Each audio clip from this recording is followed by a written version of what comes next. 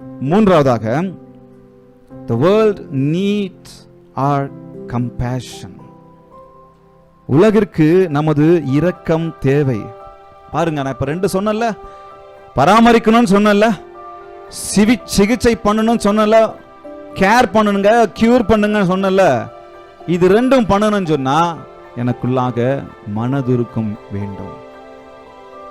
மனதுருக்கம் இல்லாமல் நாம் எதை செய்தாலும் அது வீண். மனதுருக்கம் இல்லாமல் நாம் யாருக்கும் உதவவும் முடியாது. அப்படி செஞ்சேன்னு சொன்னா நான் பேருக்காக செய்யறேன். அந்த மனதுருக்கம், அந்த கம்பேஷனை எனக்கு தாங்க ஆண்டவரே நம்ம ஆண்டவர் சமூகத்தில் கேட்கணும். தோணும், உங்களுக்கு செய்யணும்னு தோணும். ஆனா என்னவோ உங்களை தடுத்துடுது. என்ன உங்களை எது தடுக்குது? ஒருத்தருக்கு உதவி செய்வதை, ஒருத்தர் மேல மனதுருகுவதை என்ன உங்களை தடுத்துடுது? நீங்கள் எதை செய்தாலும் அதை மனதுருக்கத்தோடு செய்யுங்க. வசனம் சொல்லுகிறது பாருங்க, மத்தேயு 5:7, இரக்கமுடையவர்கள் பாக்கியவான்கள். என்னங்க, அந்த mercy எனக்குள்ளாக உங்களுக்குள்ளாக வேணும். அந்த இரக்கம் எனக்குள்ளாக, அந்த மனதுருக்கம் எனக்குள்ளாக உங்களுக்குள்ளாக வேணும். ஆண்டவர் எப்போ எதுக்கு ஒப்பிடுறார் பாருங்க, கவனிங்க. இங்க மத்தேயு 25வது வசனத்துல 35வது வசனத்துல இருந்து ஒரு அழகான ஒரு விஷயம் சொல்லுது. நான் படிக்கிறேன் பாருங்க, ரொம்ப இன்ட்ரெஸ்டிங்கா இருக்கு. இந்த கம்பேஷனை குறித்து, அல்லது இன்னொருத்தரை கேர் பண்றது குறித்து, இன்னொருத்தரை கவனிப்பதை குறித்து, இன்னொருத்தரை அவங்கள காயத்தை கட்டுவதை குறித்து இங்க வசனம் சொல்லுகிறது பாருங்க. 25, மத்தேயு 25:35 இருந்து, பசியா இருந்தேன், ஆண்டவர் சொல்றாரு, பசியா இருந்தேன், எனக்கு போஜனம் கொடுத்தீர்கள். என்னங்க, நான் பசியா இருந்தேன், எனக்கு நீங்க என்ன பண்ணீங்க? போஜனம் கொடுத்தீங்க. தாகமா இருந்தேன், என் தாகத்தை தீர்த்தீர்கள். அந்நியனா இருந்தேன், என்னை சேர்த்து கொண்டீர்கள். பசியா இருந்தேன், எனக்கு போஜனம் கொடுத்தீர்கள். தாகமா இருந்தேன், என் தாகத்தை தீர்த்தீர்கள். அந்நியனா இருந்தேன், என்னை சேர்த்து கொண்டீர்கள். வஸ்திரம் இல்லாதவனா இருந்தேன், எனக்கு வஸ்திரம் கொடுத்தீர்கள். வியாதியா இருந்தேன், என்னை விசாரிக்க வந்தீர்கள். வருதா எங்க கேரு? வியாதியா இருந்தேன், என்னை விசாரிக்க வந்தீங்க. காவலில் இருந்தேன், என்னை பார்க்க வந்தீர்கள். அப்பொழுது நீதிமான்கள் அவருக்கு பிரதியுத்தரமாக, ஆண்டவரே, நாங்கள் எப்பொழுது உம்மை பசியுள்ளவர்களாய் கண்டோம்? உமக்கு போஜனம் எப்பொழுது கொடுத்தோம்? எப்பொழுது உம்மை தாகம் உள்ளவராய் கண்டு உம்முடைய தாகத்தை தீர்த்தோம் அப்படின்னு சொல்லும்பொழுது, இங்க கவனிங்க, இந்த இடத்தை கவனிங்க. எப்பங்க நீங்க பசியா இருந்தீங்க? எப்பங்க நீங்க வியாதியா இருந்தீங்க? எப்பங்க நீங்க ஜெயில இருந்தீங்க? எப்பங்க நீங்க பிரச்சனையில இருந்தீங்க?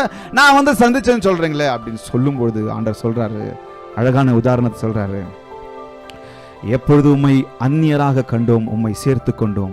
எப்பொழுது உம்மை வஸ்திரமில்லாதவர்களாக கண்டு உமக்கு வஸ்திரம் கொடுத்தோம் என்று கேட்கும்போது, எப்பொழுது உம்மை வியாதிகளாக கண்டோம், காவலில் இருக்கிறவர்களாக கண்டு உம்மிடத்தில் வந்தோம் என்று சொல்லும்போது, அதற்கு அந்த ராஜா பிரதியுத்தரமாக, மிகவும் சிறியவராகிய என் சகோதரனான இவர்களில் ஒருவனுக்கு நீங்கள் எதை செய்தீர்களோ அதை யாருக்கு செஞ்சீங்க?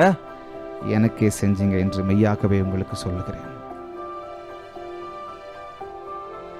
அப்போ ஒருத்தரை விசாரிப்பது எங்க ஒப்பிடுறாரு பாருங்க கடவுள்.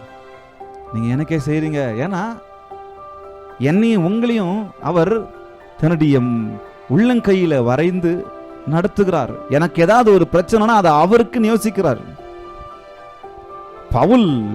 பவுலை என்கவுண்டர் பண்றாரு, பவுலை வந்து சந்திக்கிறாரு. பவுலை வந்து சந்திக்கும் போது அவர் அழகா சொல்ற அந்த வார்த்தை அவ்வளோ அழகா இருக்கும். பவுல் வந்து கிறிஸ்தவர்கள் எல்லாரையும் எதிர்த்து அவங்க எல்லாரும் சாகடிச்சுக்கிட்டு அவ்வளோ பிரச்சனை கொடுத்துக்கிட்டு இருந்த ஆளு. ஆனா ஆண்டவர் வந்து தரிசனம் கொடுத்து சந்திக்கிறாரு. அப்படி சந்திக்கும் போது யாருன்னு சொல்லி கேட்கும்போது இயேசு சொல்றாரு, நீ துன்பப்படுத்துகிற கிறிஸ்து நான் தான். என்ன சொல்றாரு? எங்கப்பா அவரை நம்ம துன்பப்படுத்தணும்? ஒவ்வொரு கிறிஸ்தவர்களையும் துன்பப்படுத்தும் போது அவரை துன்பப்படுத்தணும். அப்போ என்ன சொல்றாரு? எனக்கு உன்னை தொடுகிறவன் என் கண்மணியை தொடுகிறான். அப்ப என்னை விசாரிக்கிறவன், ஹல்லேலூயா, அப்ப என்ன பசியை ஆற்றுகிறவன், ஒரு ஏழைக்கு இறங்குகிறவன், மனதுருக்கத்தினால் இறங்குகிறவன். இப்ப சொல்லுங்க, நல்ல சமாரியன் யாருங்க? நானா தான் இருக்கணும்னு சொல்லி ஆண்டவர் விரும்புறாரு. ஆனா இயேசு அப்படின்னு சொல்றது தப்பு கிடையாது. ஆண்டவர் நமக்கு முன் உதாரணமா எல்லாவற்றையும் சொல்லிட்டு போயிட்டார், எல்லாவற்றையும் செஞ்சுட்டு போயிருக்கிறார். நம் காயத்தை கட்டி இருக்கிறார், நம் பாவத்தை ஆற்றி இருக்கிறார், நம்மை மாற்றி இருக்கிறார், அதுல சந்தேகம் இல்லை. ஆனா ஆண்டவர் எங்கிட்ட இந்த ஊமையை சொல்லுவது எதற்காக? Go and do likewise, நீங்களும் போய் அதே மாதிரி செய்யுங்க. நித்திய ஜீவனை அடைய வேண்டுமா, நித்திய ஜீவனை பெற்றுக்கொள்ள வேண்டுமா, நீங்களும் போய் அதையே செய்யுங்க. எதை செய்யணும்? உலகத்தை நான் கேர் பண்ணணும். அவன் சொல்லுகிறது, வசனம் சொல்லுகிறது, அழகா சொல்லுகிறது 10வது வசனத்துல, பின்பு சமாரியன் ஒருவன் பிரயாணமாய் வருகையில் அவனை கண்டு மனதுருகி, எல்லாம் சொல்லலாமா? மனது உருகி. அந்த மனதுருக்கம் எனக்கும் உங்களுக்கும் ரொம்ப ரொம்ப ரொம்ப ரொம்ப அவசியம். இங்க பாருங்க, ஒருத்தர் அழகா இந்த விஷயத்தை இப்படி விவரிக்கிறார். ஆசாரியனும் லேவியனும் கேட்ட முதல் கேள்வி, அது ஒரு கற்பனை பண்ணி சொல்றாருன்னு நினைக்கிறேன். பாருங்க, நான் இந்த மனிதனுக்கு உதவி செய்வதை நிறுத்தினால் எனக்கு என்ன நடக்கும்? அவங்க அடிக்கப்பட்டு கிடக்குறாங்க, ஆசாரியன் லேவியனும் நான் இருக்கிறேன். மனுஷன் வந்து நான் அவங்களுக்கு உதவி செய்யலாம், எனக்கு என்ன நடக்கும் அப்படின்னு சொல்லி ஆசாரியனும் லேவியனும் கேட்கிறாங்க. பைபிள் இல்ல, இது ஒரு உதாரணத்துக்கு சொல்றாங்க. அப்படி கேட்கும்போது, ஆனால் அந்த நல்ல சமாரியன் என்ன சொல்றாப்ல, அந்த சமாரியன் ஒரு கேள்வியை மாற்றான். அந்த கேள்வியை மாற்றாரு, நான் இந்த மனிதனுக்கு உதவுவதை நிறுத்திவிட்டால் அவனுக்கு என்ன நடக்கும்? என்னங்க, அவங்களுடைய கேள்வி அப்படிதான் இருக்கும். அவனுக்கு நான் உதவி செய்யல, என்ன நடந்துருச்சு? கேர்லெஸ்ஸா விட்டுருவோம். அவனுக்கு நான் உதவி செய்யல, என்ன நடக்க போகுது? அவனுக்கு என்ன நடக்க போகுது? யாராவது பண்ணிட்டு போறாங்க. ஆனா லேவியனும் ஆசாரியனும் அதான் சொல்றாங்க. ஆனா சமாரியன் என்ன சொல்றாங்க? அவனுக்கு நான் இந்த மனிதனுக்கு உதவுவதை நிறுத்திவிட்டால் அவனுக்கு என்ன நடக்கும்? உதவி செய்யறதை மாத்திரம் நிறுத்தக்கூடாது. ஒருத்தர் கேர் பண்றத, ஒருத்தர் கியூர் பண்றத, ஒருத்தர் மீது கம்பேஷனை காண்பிக்கிறத நம்ம நிறுத்தவே கூடாது. சொல்றாங்க பாருங்க, இரக்கமே ஒழுக்கத்தின் அடிப்படையா இருக்கிறது. இன்னொருத்தர் சொல்றாங்க, இரக்கம் என்பது எல்லைகள் இல்லாத ஒரு செயல் வார்த்தை. இரக்கம் என்பது எல்லைகள் இல்லாத, அது எல்லைக்கு அப்பாற்பட்ட ஒரு செயல் வார்த்தை அப்படின்னு சொல்றாரு. இரக்கம் என்பது கண்டிப்பை விட, அல்லது கண்டம்னேஷன் அப்படின்னு சொல்லுகிறது, கண்டிப்பை விட இரக்கம் அதிக பாவங்களை குணப்படுத்தும். ஒருத்தர் கண்டிச்சுட்டே இருக்கலாம், அது குணப்படுத்தாது. ஆனா என் மனதுருக்கம், நான் இறங்கி ஒருத்தருக்கு இறங்கி செய்யறேன் பாருங்க, அது அநேகருடைய காயங்களை கட்டி அவங்கள குணப்படுத்தும் அப்படின்னு சொல்லி சொல்றாங்க. உண்மையான இரக்கம் என்பது மற்றொருவரின் வலியை உணர்வது மட்டுமல்ல, அதை நிவர்த்தி செய்ய உதவுவதும் ஆகும்.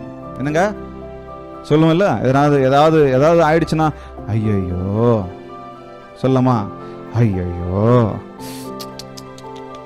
வச்சு கொட்டிட்டு போயிடுவோம் தானே. அங்கே நிக்க கூடாது. நம்ம இறக்கம், அது பரிதாபம், அது அங்கே நின்றுடும். ஆனா உண்மையான இரக்கம் என்பது மற்றொருவரின் வலிவை உணர்வது மட்டுமல்ல, அதை நிவர்த்தி செய்ய உதவுவது, போய் இறங்கி சரி செய்ய ஹெல்ப் பண்றது. ஹல்லேலூயா, கத்துக்கிறோமா? ஹல்லேலூயா. அப்போ இந்த உலகத்திற்கு உங்க கவனிப்பு அவசியம். நீங்க என்ன செஞ்சீங்க, நான் என்ன செஞ்சேன்னு தான் கேட்பேன். அவங்க செஞ்சாங்க, நான் கூட இருந்தேன். ஆண்டவர் ஒருவேளை கேட்கிறார் அப்படின்னு சொன்னா, அவர்களுக்கு செய்ததை நம்ம ஆண்டவருக்கே செய்தோம் அப்படின்னு சொல்லி ஆண்டவர் உதாரணமா சொல்றாரு. ஒருத்தருடைய பசியை நம்ம ஆற்றும் போது, ஒருத்தர் காவல் இருக்கும்போது, சந்திக்கும் போது, ஒருத்தரை நான் விசாரிக்கும் போது, ஆண்டவர் இப்படிதான் நடத்துறார்.